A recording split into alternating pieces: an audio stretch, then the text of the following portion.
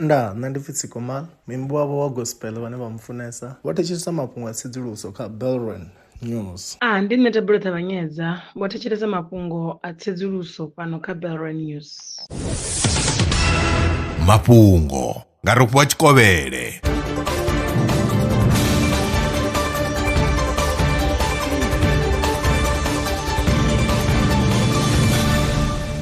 Lo kovhela ndi madekwana hu khou tevhela mafhungo.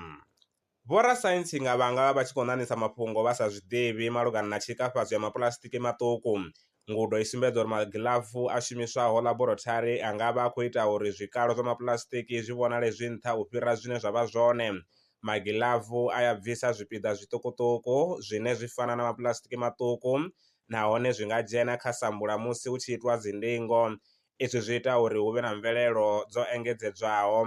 Tsedzuluso yo rangaho phanḓa nga Yunivesithi ya Michigan yo gandiswa kha dzhenala ya Analytical Methods. Dzilafho ḽa cancer a ḽi shumi u lingana kha vhathu.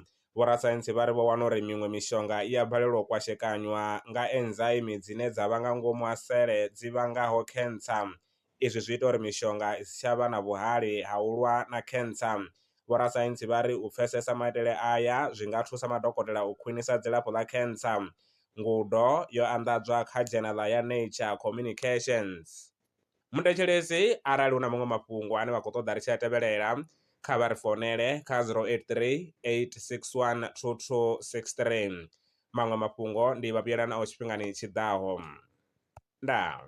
Lwa miṅwaha i fhiraho fusumbe dzina ḽithihi fhedzi ndi ḽone ḽi bvaho phanḓa kho endedza vhadzulapo vha ḽa Afrika Tshipembe. Mulaudzi Transport Service ndi khamphani yavho ine ya vhaendedza u ya na u vhuya mishumoni nyendo dza kule na tsini hu tshi katela na u welekanya mikano ya mashango a tsini na Afrika Tshipembe. Ri vhaendedza vha swika hune vha khou ya vho tsireledzea. Arali vha tshi ṱoḓa u bva nga tshigwada u dzhenela vhuṱambo vhufhio na vhufhio kha vha ri fhulufhele ngauri ri ḓo vha swikisa nga tshifhinga. Vha nga ri kwama kha nomboro dzi tevhelaho 083 227 0606. Mulaudzi Transport Service, no place is too far to reach.